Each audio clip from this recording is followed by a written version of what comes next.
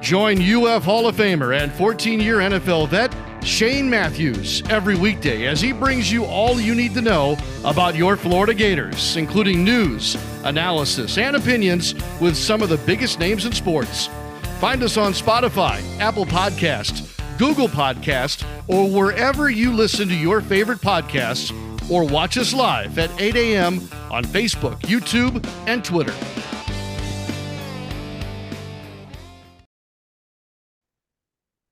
Good morning. It's a live edition of PodUp with Matthews in the morning from the Crime Prevention Security System Studios, large enough to serve you, small enough to care.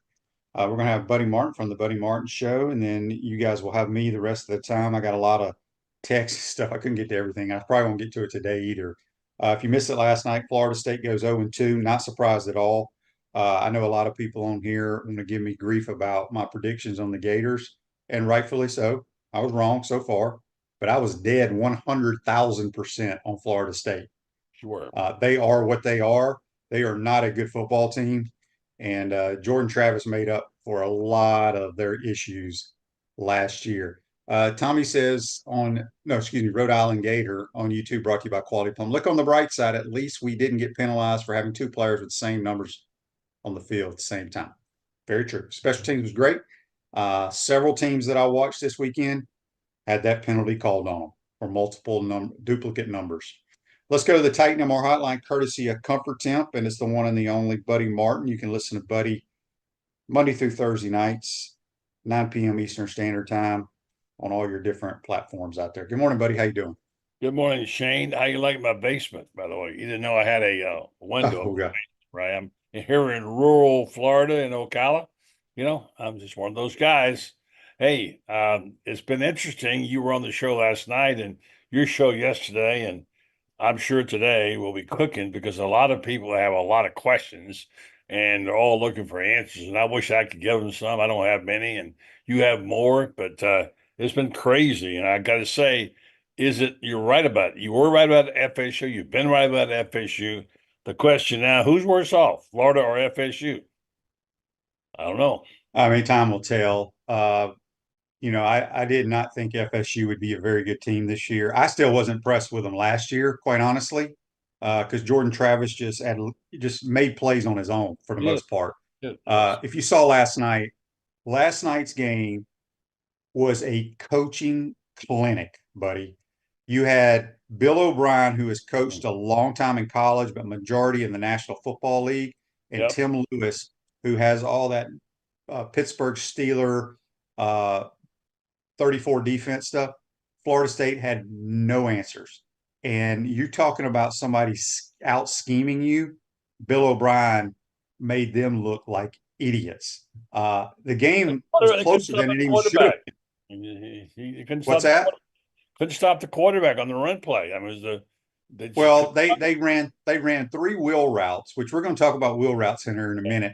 And the design of those wheel routes, the natural picks, what an easy throw it is. But it was fun to watch. They got some serious issues. They will lose to Memphis at home in 2 weeks. Book that. Okay. Andy says, Shane, do the ex-NFL coaches have an advantage with the new headset rule? No, not really, because it's not like they can. I didn't see Boston College changing any plays. I think what you saw with Bill O'Brien is he knew how formation-wise he could set up a play, motion, and then go back the other way with a wheel route or whatever. But I thought it was good, and they had no answer with the zone blitzes that BC threw at them. And of course, DJU is who DJU is, and it just blows my mind that anybody thought he could play football. Hadn't been able to do it. All right, so Michael says on YouTube, brought to you by Quality Plum. He sat up till 1:30 in the morning listening and laughing at all the problems the semis are having. They look worse than we did. Yeah, they're not very good. We're not very good either. Hopefully we can change that around. All right, buddy, let's get your thoughts on what you saw, how you felt when you left the swamp Saturday. Although I left the swamp, there weren't many people who left in it. I left late after writing, and I was disappointed, discouraged, and surprised, maybe even shocked a little bit. And I had several people call me up there saying, "What happened? What happened? What happened?" And some of them, by the way. And I don't know what happened. I just know that they weren't ready to play that game, and whatever that took. And I think the biggest thing was it was epic fail at everything they told us they were going to do in the off season, what they've been building toward, and saying this is better, that's better, that's better. No, they weren't. It's the same thing. It's the same offense, the same problems on defense. The only thing that wasn't different were the mistakes on special teams. They didn't have two number threes on whatever. And that was better, but that's not even close to being enough. And I think the most dispiriting thing for me, a little football coach told me this a long time ago. There's nothing more dispiriting than have someone run the ball down your throat and you can't stop it. And I go back to the 2008 SEC championship game and the 2009 when Florida was able to control the ball under Urban Meyer there in the fourth quarter in that drive. When they ran the ball on Alabama, it stole a piece of Nick Saban's soul. And from that day on, for the next 364 days, he geared up to play Florida again in the SEC championship game. And when he got there, no one was going to stop him. I just think that physically they're not where they said they were, and forget all the other stuff. So, I mean, I'm disappointed like everybody else. I don't know the answers. I rely upon you. You had some really great points yesterday in your videos about what happened. I'm surprised that Billy Gonzalez's wide receivers didn't run more disciplined routes. He's a very good coach. And I'm a little surprised if Billy's going to be the offensive coordinator, he's going to have some help because his play calling was not stellar. All right. So having said that, you and I were talking before the show, and I believe in this with all my heart. Everybody talks about offensive coordinator. Okay. We'll talk about defense later. Defense is horrible. No, not even close to being better. Offense went backwards.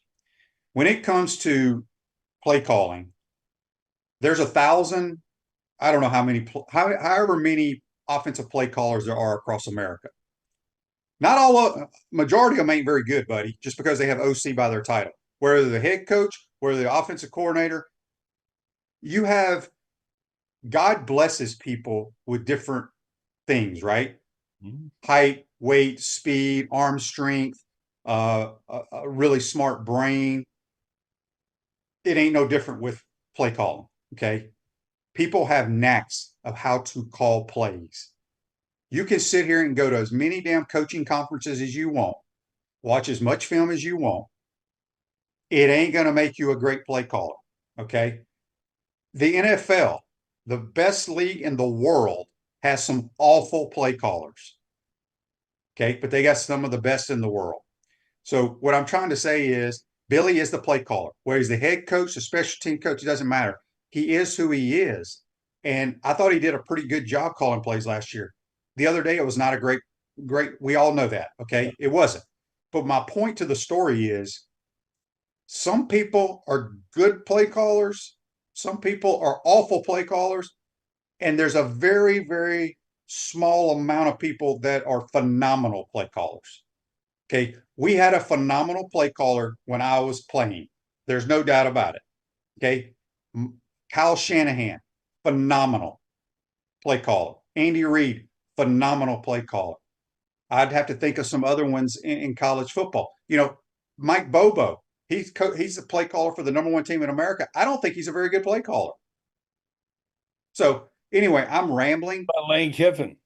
He is a phenomenal play caller. Okay. Yeah. But my point is, it's something that you have in you. I hear you. It's like buddy. You know, people go in the weight room. You can lift weights all you want. You can get so damn strong. But I've seen fat dudes that can shed a block and make a play. Yeah. You know, you either have the knack or you don't. I don't know if that makes any sense to anybody out there. It makes a lot of sense. It makes a lot of sense. The biggest thing I hear from people is if Billy's an average play caller, we'll give him his average when he's got 90 other things on his plate and doesn't have the time But maybe he's the best. Maybe he's the best play caller on the staff. There's only one Spurrier who could do 9 things at one time. Yeah. Kerwin Bell is a tremendous play caller. I'm looking at some of these people's comments here. I think his son Cade is a tremendous play caller as well. So anyway, what about Dan Mullen? Was he a great play caller? I think Dan was a great play caller also. Jeff Brom is a phenomenal play caller. Okay. I mean, we can go on and on, but there's a lot of them out there that aren't. Okay. And like I said, it's not as easy as people think. You have a knack. You have to be thinking way ahead. What am I trying to do here? So this is not taking shots at anybody. I'm just trying to let people know that they just don't fall off trees like Hall of Fame coaches don't fall off trees either. Gotcha. So, and I understand what you're saying. Even more reason why. I mean, you've seen guys give the job up and come back to it. Coach Spurrier stopped calling plays in South Carolina for a while. Then he went back to realize that was a mistake. He should always be the play caller. I don't know. I just don't see what's. But regardless of all of that, the other side of the ball is not any better. But we didn't talk about defense. You said I am, because that was my main concern coming into this season. Yeah, you said the front seven had to get after him. Yeah, and we cannot get after the quarterback. I mean, we can't. No pressure whatsoever. Justin says on YouTube, brought to you by Quality Plumbing, Boston College proves you don't need 5 stars on offense and defensive line, and whip FSU on both lines of scrimmage. Florida's problems are larger, no intensity, no alpha attitude from the team. I mean, yeah, they got after him. There's no question about that. All right, so what we're going to do is we're going to pull up a play here from yesterday, a positive play. So, Zach, pull up that play. It's a back shoulder throw. It obviously is an RPO here.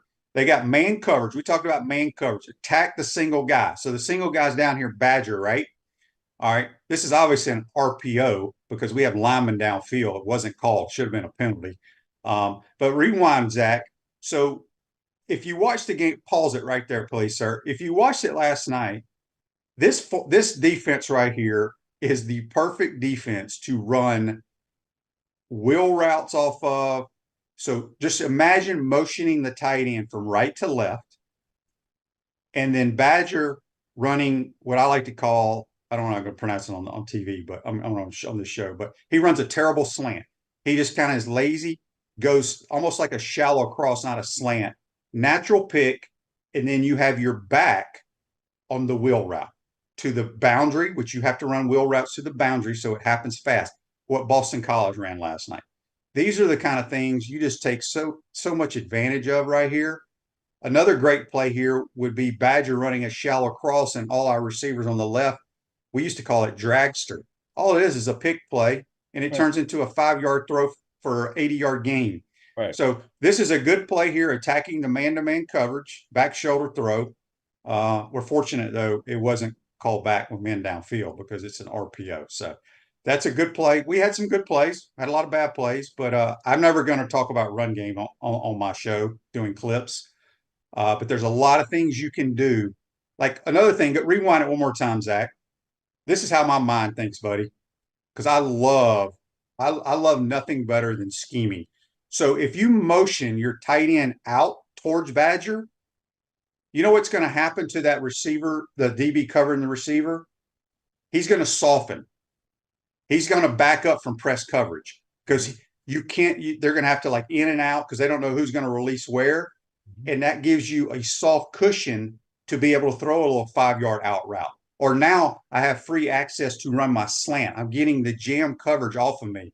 So anytime you motion to where the press coverage is, it's going to allow your guy to have free access. So that's a little football lesson today. All right. Got any questions, buddy?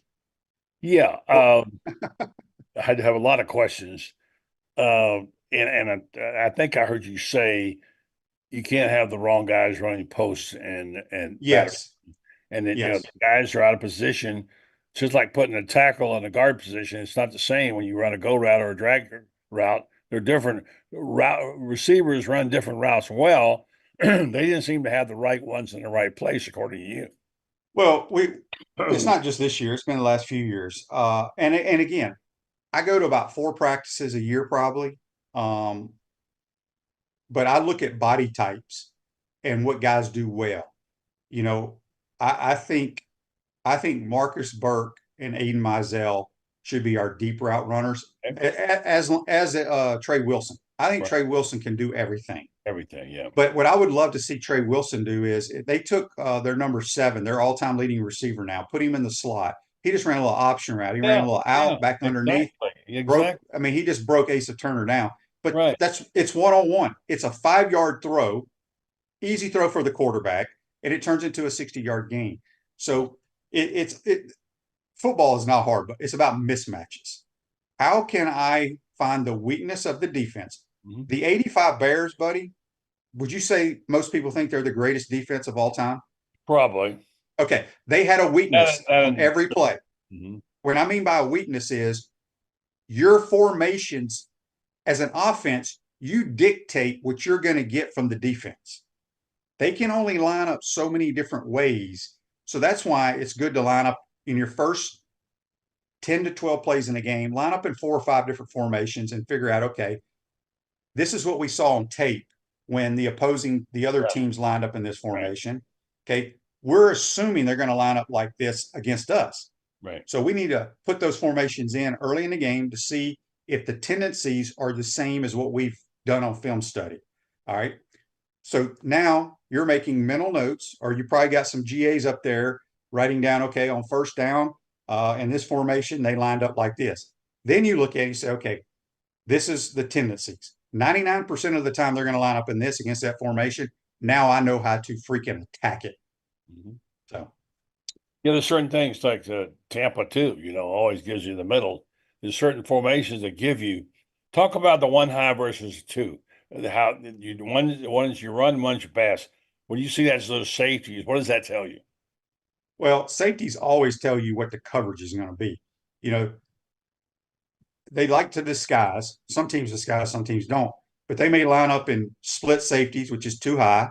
Mhm. But at the snap of the ball, if your eyes aren't on the safety and they rotate to one high and you're not paying attention to the quarterback, Right. you're not going to know where to go with the football. So you're always taught, you should always be taught at the snap of the ball, my eyes are on one of the safeties because he's going to tell me what the coverage is.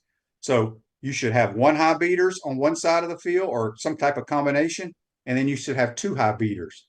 Now, you don't have to have a 1 high and a 2 high beater on every play if you know the tendency of the defense. For example, if it's 2nd and 12, you know that 98% of the time they're going to line up in 2 high.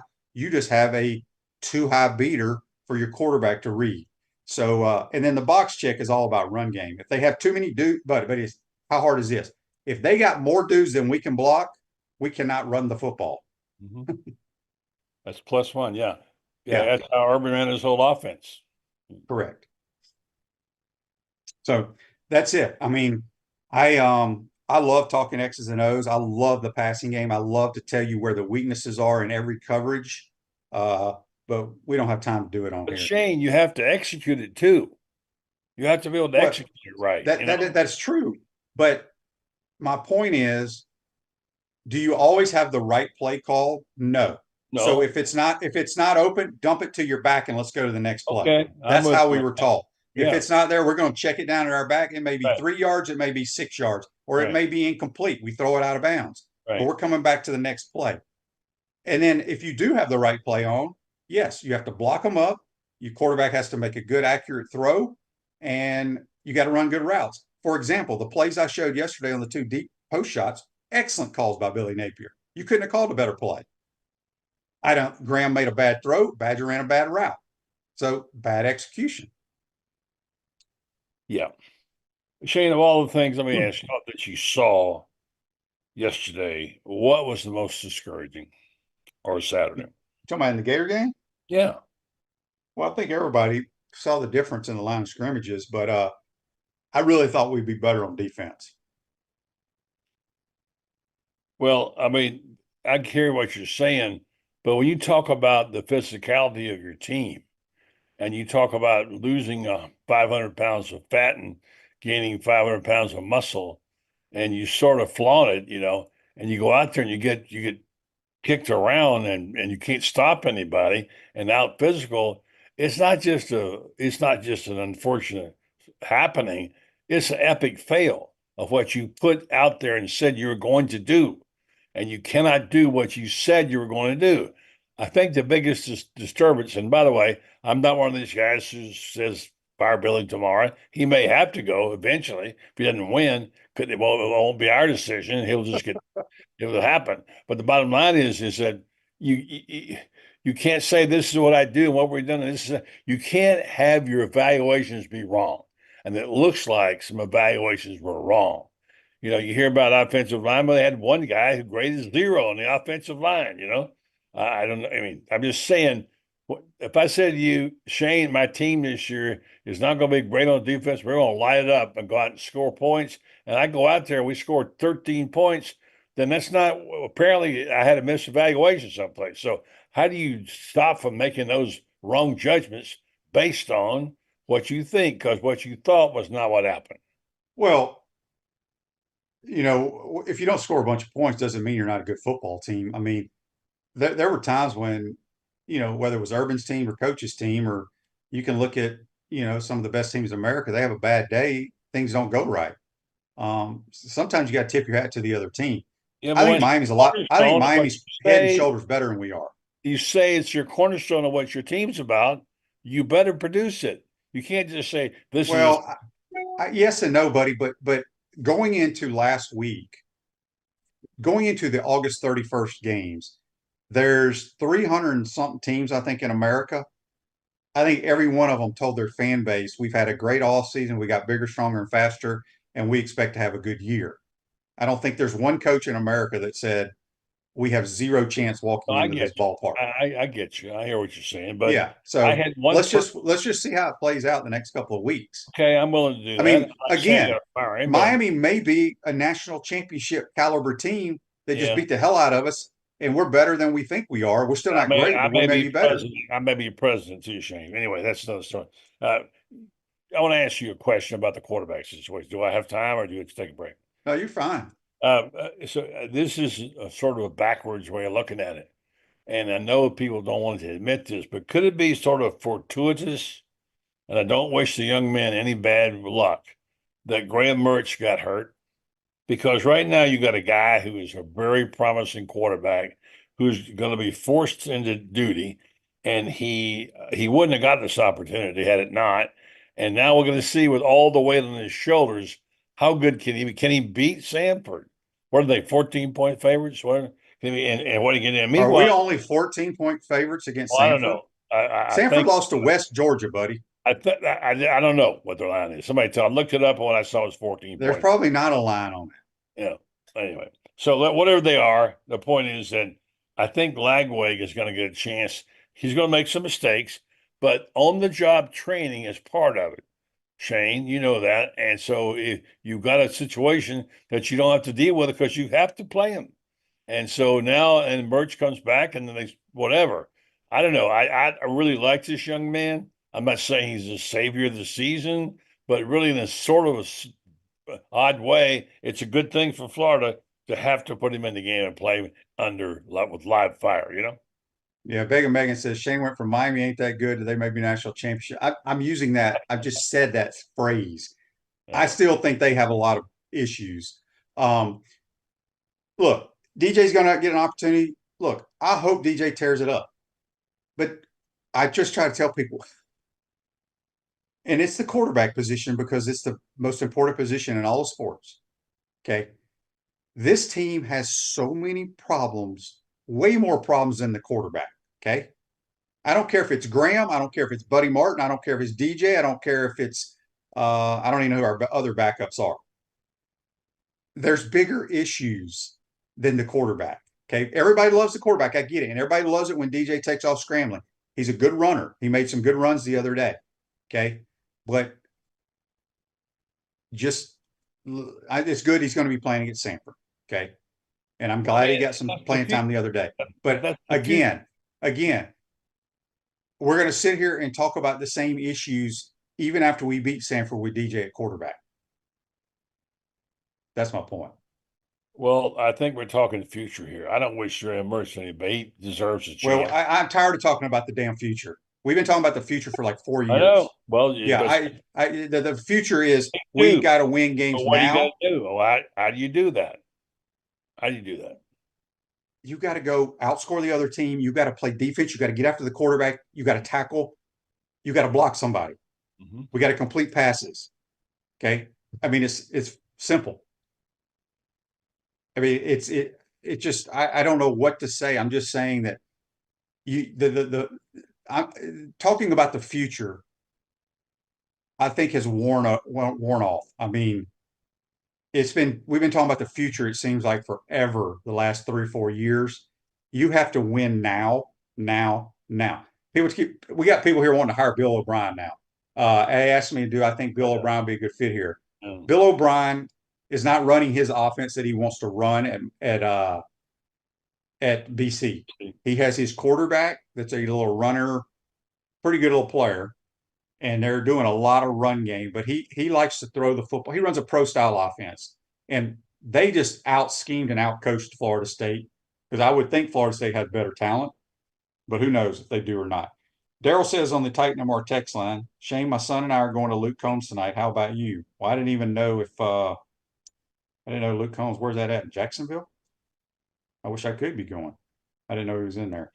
This is Brett in Jacksonville. Says, good morning, Shane. My opinion, you shouldn't rotate offensive linemen like you do D-line, and I think Miami could be very good. I agree. I think we rotate way too many players at every position. Just my 2 cents. I don't know who this is from on the Titan MR text line. Football is terribly simple but extremely complex. Would you agree? Yes. That's a great way to put it. All right. QB, do you see us beating any team in our schedule other than Samford? I mean, we didn't play well enough to beat anybody the other day. A week ago, Gators were laughing at the Noles. Saturday, the Noles were laughing at the Gators. Now everyone is laughing at both teams. So true. So true. Florida State's going to start 0-3. Napier not only being able to open a water bottle at a press conference is almost as funny as FSU being 0-2. Appreciate all the text, folks. There's a million on here.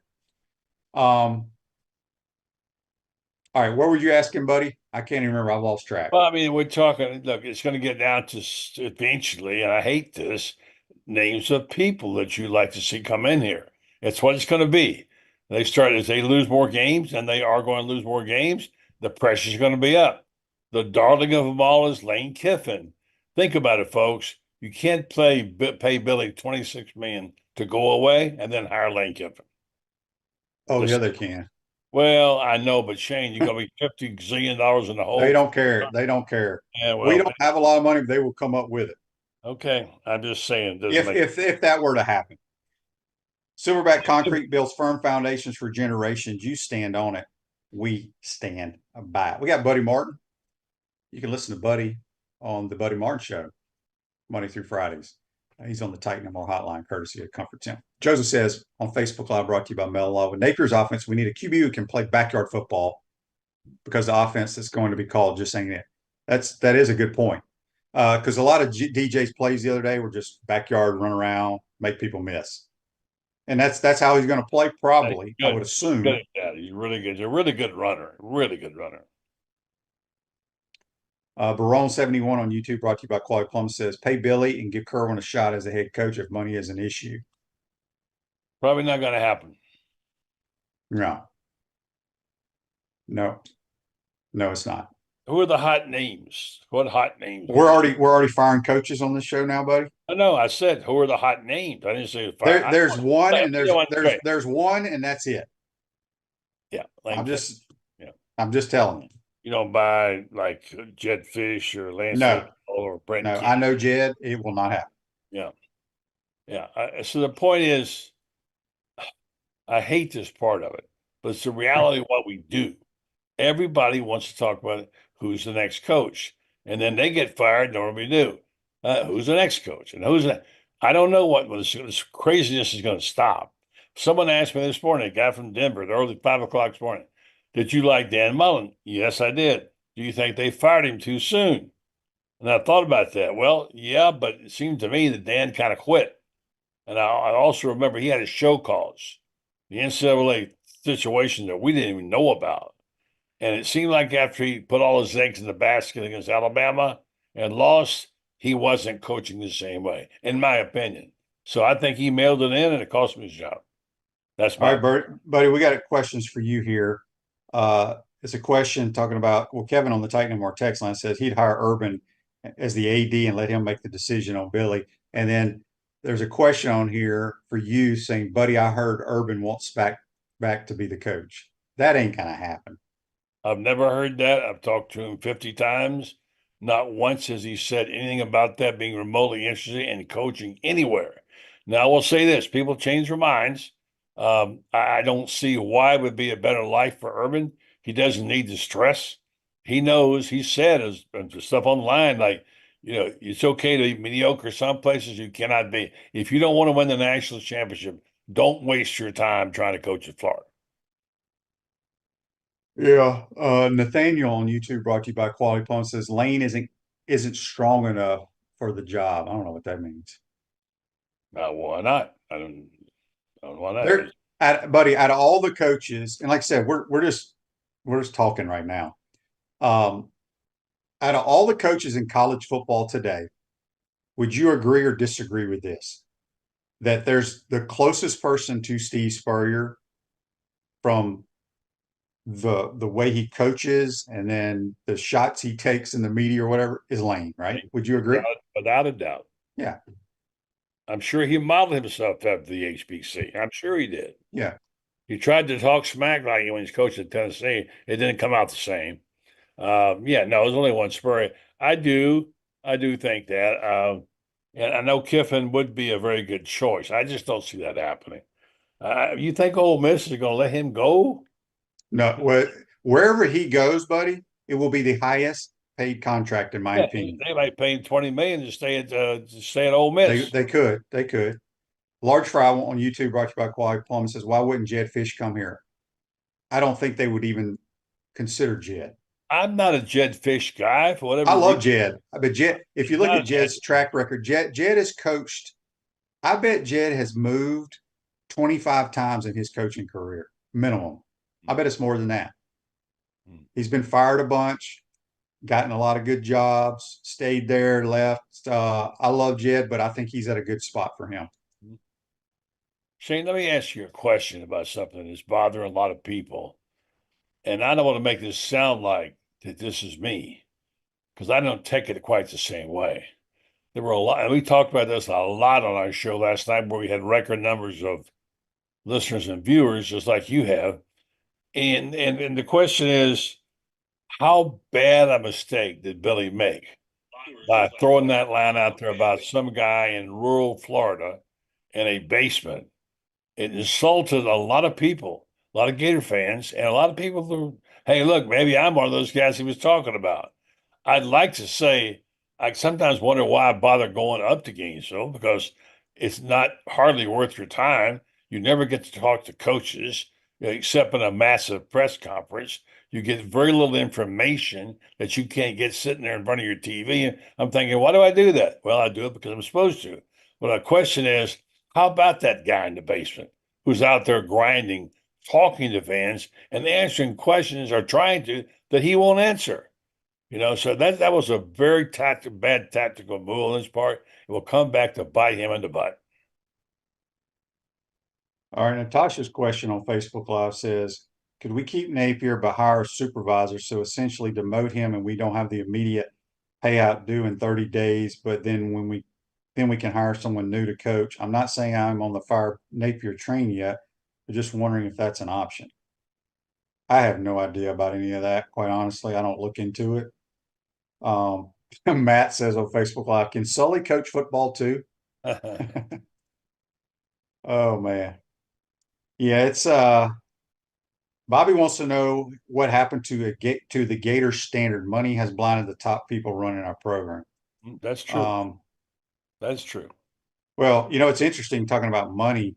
The so-called experts out there in the offseason said Florida State had the number one defensive line in America. And they were talking on the broadcast last night. I think one of the people said the money that they paid these guys, they don't play like they used to.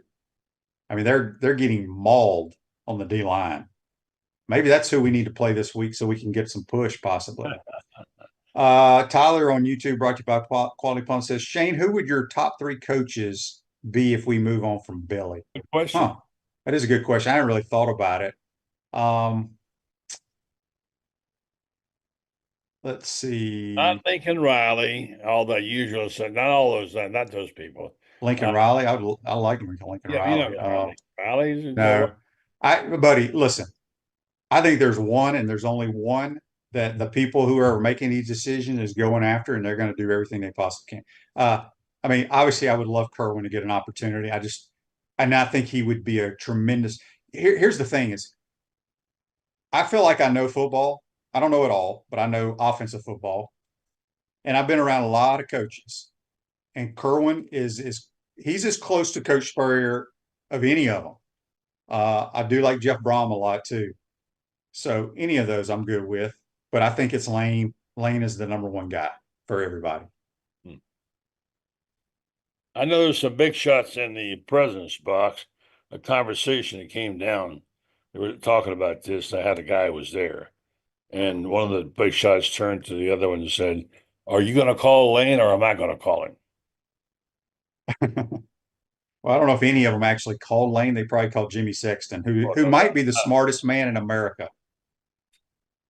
He's the one who screwed football up, by the way. Well, he's made himself and a lot of people a lot of money. Yeah, I know, but he screwed the game up. But I don't know the answer to that. Okay, so Andy, who does a lot of research for me, and he was talking about when I was referring to Jed's jobs, and I'm shocked it's not more than this. He said Jed has only had 18 coaching jobs, and he's 48 years old. That's still a lot, but I thought it was more than that. Well, how many teams did you play for in the NFL? 6. Okay, you can move. Nothing wrong with moving. Well, he got moved because he got fired at all of them. I understand that, but sometimes you move because it's time to move. I work for a lot of newspapers. I moved a lot, and mostly because it's to better jobs.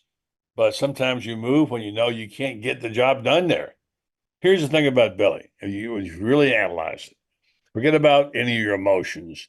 Let's talk about it. I heard you say countless times they're never going to be able to recruit till they get a facility. I heard you say that many times. That was before NIL, though, buddy. I understand. I'm just saying this is how it will look then. And it's like he's got the most resources, the most money, the most best facilities. He's got everything he ever asked for, and he has a chance to prove that it was worth it. But the bottom line, there's no evidence whatsoever to say that Florida is a better team. I talked to a guy the other night, and we talked about Ted's last time on the show. He said to me, "Can you give me any hope?" I said, "I'd like to be able to. I don't know if I can give you hope or not." But it's like this. Somebody said, "Well, we got duped." It's like if I said to you, I used this example last night, I think with you, I got a 2-year-old Mercedes, and I want 50 grand for it. I'm gonna bring it by your house, let you look at it. You look at it and say, "It's nice, but you got 2 ball tires on them." Right. I said, "All right, well, I'll get the tires changed. I'll come back in a month or two and see what you want to buy it. I get the tires changed or not. I come back, I drive up, I say, "Okay, here's your car. There it is, brand new. Give me the 50 grand." You say, "Wait, the tires are the same. They haven't changed. It's the same car. They haven't changed the football team. It's the same team. Nothing he promises has changed. At least after one game, I see no evidence." I agree. I'm just reading all these comments. All right. So, buddy, anything else you want before we get out of here?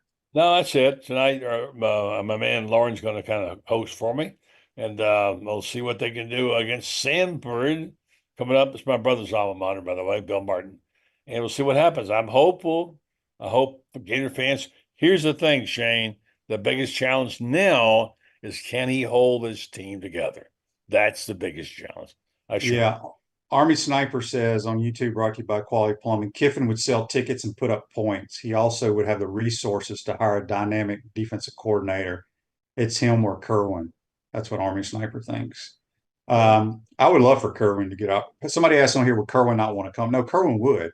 Kerwin will never work for anybody else ever again. He did it one time for Charlie Strong at USF, and it was not a good deal. So, Megan wants to know if I like country. Yes, I'm a country guy. I've always been a country. I'm from Mississippi, Megan. I mean, that's what we listen to. Andy says on Facebook Live, and I'm not aware of this. He says Strickland backed out of a Thursday appearance on Dooley's show. Yeah, I saw that. What's that worth? What's that mean, buddy? He was busy, and he probably didn't want to face the firing squad. I mean, well, it's just a podcast. It's not like it's a live audience, right? Exactly. I mean, not only that, it's just things happen. I don't. I think he's probably saying I got to get something. He's got to start making lists, whether he wants to or not. He has to. He's got a list right now, I guarantee you. And so now, because it doesn't look real good for the Florida Gators, and by the end of the season, if they're in the underwater and they've won 3 games, unfortunately, something's got to have to happen. Russ says on Facebook, why do they not want Kerwin? I don't know if they want Kerwin or not. I'm just assuming they don't. Shane, how old is Sherwin? Kerwin? Mm-hmm. Kerwin's got to be 60, 59 or 60. Yeah. And look, I'm a guy who's older than that, but let's face it, people don't want to hire a 60-year-old coach. They just don't. He may be 58 or 59. I love Kerwin. I wish Kerwin was going to come here, but the ageism in today's world, the 30-year-olds don't want some guy 60 coming to be the head coach. Yeah, but he's a young I mean, he relates to his players extremely well. Preaching to the choir, Shane. I get it. Yeah. All right. Before we get out here, here's a text on the Titan Mark text line from Jimmy. He says, Shane, what are the chances of they do get rid of Napier in the middle of the year, letting the HBC be the interim coach? 0. Here's the thing. Would that be fun to watch and everything? Yes, but I don't think people understand how much from a offensive playbook, how long it takes you to teach it. You can't just bring in a new guy that doesn't know any of their terminology or anything that they do and be able to coach a game. Well, they have it just doesn't work that way. Coaches, because you have to keep the same language. What's that? That's why they have interim coaches, because they got to keep the same language. You got to keep the same. Yeah, there's no question. So that will never happen, and it would be kind of cool, but it would be like if I was the coach at the Gators and they fired me, and they wanted to make coach the interim, that would work because it would be pretty much the same terminology. Right. But you can't just bring somebody in off the street. That won't work. Mark says it was a mess in Tampa when Bell was here with Strong. Yeah, it was. Kerwin says the biggest mistake in his coaching career. What happened, Shane? And what happened in that deal? Because when Kerwin got done playing, he started the football program at Trinity Catholic. Yeah, I know that. Won a state title, built it from the ground up. Goes to JU, wins a title there. Then he goes to Valdosta, wins a national title. So then Charlie hires him to be the OC. Well, Kerwin's always been in charge of his programs. Right. Kerwin could not control his offense. Kerwin could not control the athletes that he wanted on his team. Right. Okay. Yeah. On the offense, because the head coach, who's a defensive coach, wanted to choose who his wide receivers were. When Kerwin says, my wide receivers at Valdosta State are better than what we have at South Florida. Let me bring my own talent in, or let me recruit to my system.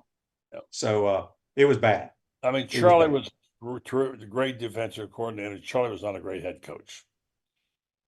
Yeah, Nathaniel says Lane or Kerwin has not won jack crap. Does that matter? Steve Spurrier and Urban had not won jack crap when they were hired here. Is that a fact? Well, they won, but Coach won the ACC. All right. Well, I mean, Utah had a pretty good year. Right. Well, I will tell you this, Nathaniel.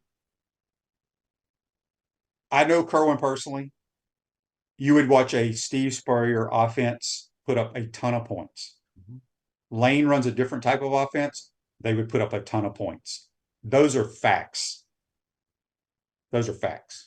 Okay, by me.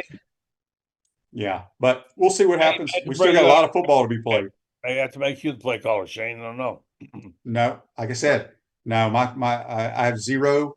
I would love to be able to sit in, put plans together, route combinations, but I do not want to recruit anybody. Well, you know what? If the HBC got the head job somewhere tomorrow and said, I want you as my OC, you're out of Yeah, here. You're I'll do gone. it, but coach, I'm not recruiting. That's part of my deal.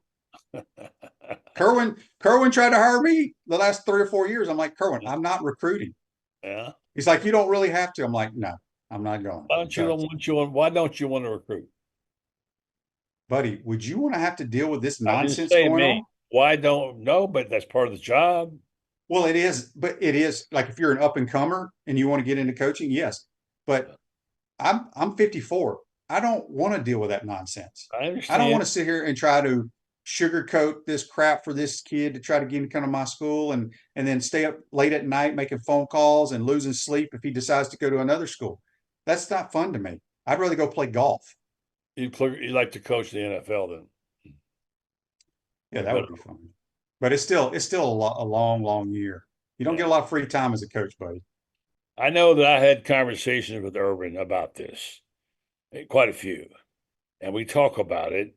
And I said to him, Urban, I am an old man, but if you take a coaching job, I will personally kick your ass because I've seen the torture he's been through, and I've Yeah. seen what he could do in his own life. Well, Happy, well, here's the thing about coaching. And I think everybody does it different ways. There's obviously Urban was very successful. Obviously, Nick Saban, the greatest of all time, did it his way. Everybody tries to copy what he does. I think the way Coach Spurrier did it, he's probably the only person, and I wish I could have been able to coach with him, but he ended up retiring too soon because he wants you to go spend time with your family. He wants you to get out of the office and go play golf. There's more to life than just sitting in an office till 2 o'clock in the morning. A lot of these coaches that stay there till 2 o'clock in the morning, they're sitting at their desk doing nothing, yeah, because waiting for the head coach to leave. Once the head coach leaves, they leave. Yeah, exactly. Yeah, it's not fun. So, all right, buddy, we got to go. Appreciate your time. I kept you way too long, man. Have a good show tomorrow. Thank you. I appreciate it. That's Buddy Martin from the Buddy Martin Show. Join us on the Titan MR hotline. Take a quick time out. Come back. We'll wrap this thing up. Boy, time went by fast. You're watching and listening to PodUp with Matthews in the morning from the Crime Prevention Security System Studios. Be right back. We want to take this moment to thank our sponsors who keep the show going and pay the bills. Our premium sponsors are Crime Prevention Security Systems, Titan MRI, Meldon Law, Peachland Dental, QC Kinetics, Campus USA Credit Union, Dave & Buster's. Gridiron sponsors, Comfort Temp, UF Bookstores, Quality Plumbing, Silverback Concrete, Ruse Ogra State Farm, Electronics World, F45. Our touchdown sponsors, Gator Dominoes, Celebrate Primary Care, Gator Bait Media, Aikido America, Style Cuts, Ironwood Golf Course, Big Mills Cheesesteaks, McDonald's of Gainesville, 84 Lumber, Dowling Signs, Baker's Sporting Goods, MG&A Wealth, Nest and Wild. If you're interested in promoting your business on the show, call Freddie at 352-284-3733. If you like what we're doing here, make sure to follow us and support the businesses that support us. Pro football legend Emmitt Smith understands your joint pain. It does not surprise me that there are a ton of people out there that's in pain. That's why Emmitt is such a proponent of QC Kinetics, offering real lasting joint pain relief with non-surgical, all-natural biologic treatments. Whether it's a joint pain, ankle pain, shoulder pain, neck pain, back pain, hip pain, any kind of pain, the body eventually will break down when it's under that much stress. That stress can cloud your judgment to the point that you'll just say yes to the scalpel or yes to another prescription of pain pills. But maybe it's time for a second opinion from QC Kinetics. The reason why I would recommend this is because the natural biologics that QC Kinetics is providing you gives your body a chance to naturally heal itself. Restorative, regenerative solutions are here. Get lasting relief and live your life. Call QC Kinetics 352-400-4550. That's 352-400-4550. QC Kinetics 352-400-4550.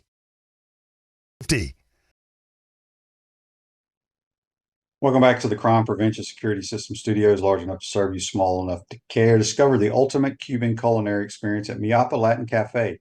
With 5 locations in Gainesville and Alachua, you're never far from the best Cuban food north of Miami. All right, we got some funny, or not funny, but we got a bunch of, the YouTube brought to you by Quad Plumbing. Barone71 says, why was Armstrong in the box and Roberts on the field? Because Roberts is calling the defense, when I was told. He likes to be on the field.